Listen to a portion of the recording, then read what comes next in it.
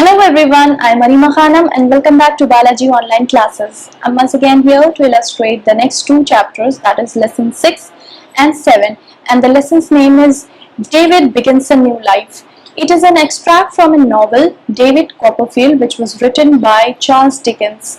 It was a difficult life which was faced by David Copperfield from childhood to maturity. So there are certain characters which you will come across in these two chapters. So let me introduce you all with the characters. The first one is David Copperfield, who is the main character of the novel, and Mrs. Clara Copperfield, who was the mother of David Copperfield, Mr. Edward Murdstone, who was the stepfather of David Copperfield, Miss Betsy Trotwood, who was aunt of David Copperfield, Miss Murdstone, who was the sister of Mr. Edward Murdstone, and Mr. Wickfield, who was a lawyer and steward. You'll come across the character Mr. Dick, who lived with Aunt Betsy Trotwood, and Dick was declared insane by his brother, so he lived with Aunt Betsy. You'll come across Uriah Heep, the character. He is also a great character in the play, and there is one more important character in the play, that is Agnes, who played an important role in the life of David Copperfield. So let's understand what the story is about. The story is about David Copperfield from his childhood to maturity. David was born in England about 1820. His father had died before he was born. His father died 6 months before he was born. 7 years later, his mother married Mr. Edward Murdstone. David dislikes his stepfather as he was cruel, who mistreats him for not doing well in his studies.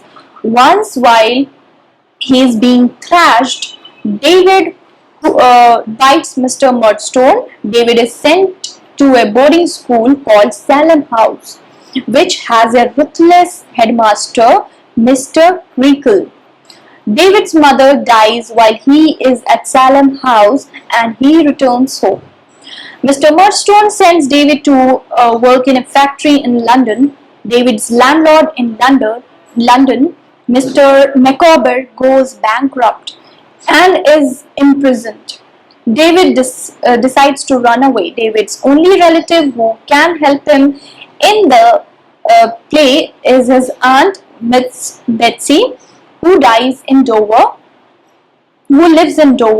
He walks all the way from London to Dover. Now we'll know what the story is. So David faced many problems. He encountered many difficulties all the way from Dover to London as he was going to his aunt, Miss Betsy Trotwood, who was the only relative of David Copperfield, as his mother died and his father mistreated him and was cruel with him, and he sent him to work in a factory in London. So he ran away from there and was destined to find refuge and care in his aunt's house, whose name was Miss Betsy. When he went there, when Aunt Betsy opened the gate, and she just said, just go away from here, and boys are not allowed to come here, no boys here. So he pleaded his aunt and said, Aunt, please listen to me. I am the person whom you loved very much, and you came to meet us, my mother and me, when I was born. I have been humiliated. Then he told his story that I have been humiliated, taught nothing, and put to heavy work. And I have led a very difficult life after my mother's death. So please just listen to me, and I know you are only the single person whom I know and my only relative. So she hugged him and she brought him inside and treated him very well, and she introduced him to Mr. Dick, who lived with Aunt Betsy, who was declared insane by his own brothers. So she introduced him to Mr. Dick and said, see, he is David Copperfield, and about whom I used to tell to you.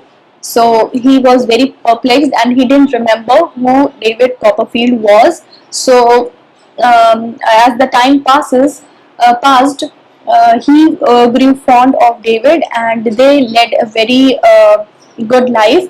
But Aunt Betsy was actually very much worried about his life, so she thought to inform his stepfather about his presence in the house. So she wrote a letter to Mr. Murdstone, and after hearing this, David became very eager and very anxious regarding his future, and he actually didn't want his stepfather to come there and take him back to Dover. So and then what happened, his stepfather with his sister Miss Murdstone came there, and they told him about his they told Miss Aunt Betsy uh, about his behavior. He is a rebellious spirit and violent temper, they said, and it's very difficult to look after him, and it's really difficult to live with him. So Aunt Betsy said, if he was your own son, would it be like this? Would you treat him the way you are treating him now? So his sister, Miss Murdstone, said, if he was my brother's son, his behavior would be different. It wouldn't be like the way he is right now.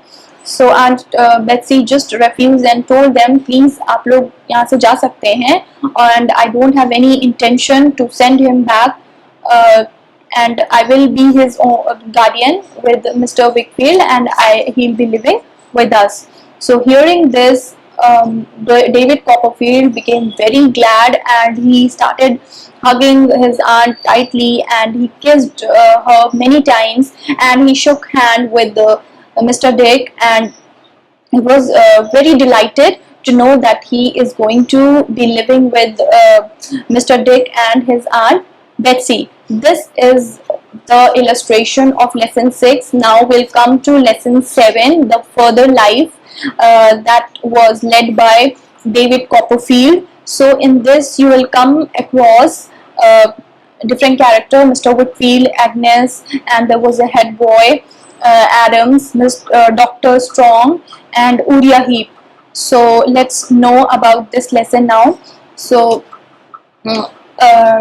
Miss Aunt Bessie thought of his future, and she asked him whether would you like to study. So he became very happy and said, of course I would like to study. I was not taught anything, and as I was put to heavy work, I don't know anything, so I would love to go to school. So she said that you will be going to school in Canterbury.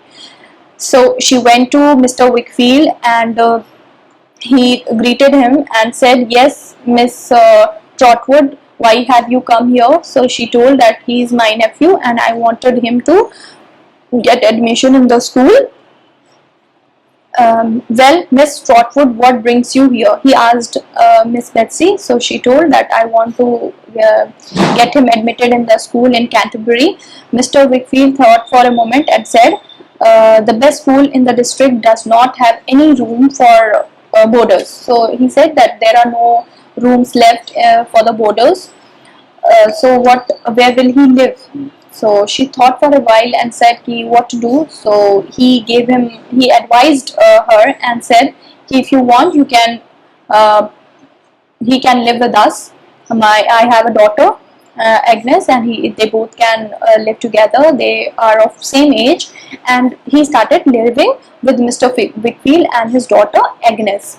While my aunt prepared to leave, she said, now David, never be mean in anything, never be cruel, and never be false. Avoid these three vices. So she advised him, she told him not to be mean, and never be cruel, and never be false. That means never lie.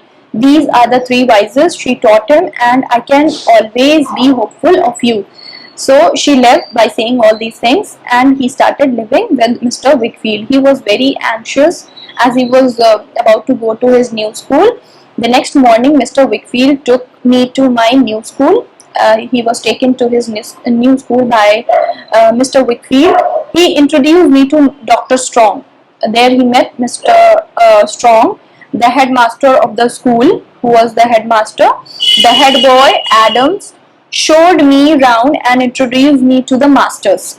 I was quite at ease, but very conscious of the difference in the learning and experience between the other boys and myself. So as he was not taught anything, he didn't know anything, so he was very much anxious to know how the other boys would be and how they are going to treat him. That evening, Mr. Wickfield asked me if I thought I should like to stay with them. I told him that I would like that very much. So Wickfield said, if you would like to stay with us. So he said, yeah, of course, I would love to stay with you, and it's really my pleasure to stay with you. On the way out to school the following morning, I encountered Uriah Heep. So he met Uriah Heep the next morning. He was sweeping the steps as he was a sweeper. Good morning, Master Copperfield. I trust you will have a good day at school. So he greeted him and said, you will have a good time here. So he started living happily with them, and he had a best friend also, whose name was Agnes, who was the daughter of Mr. Wickfield.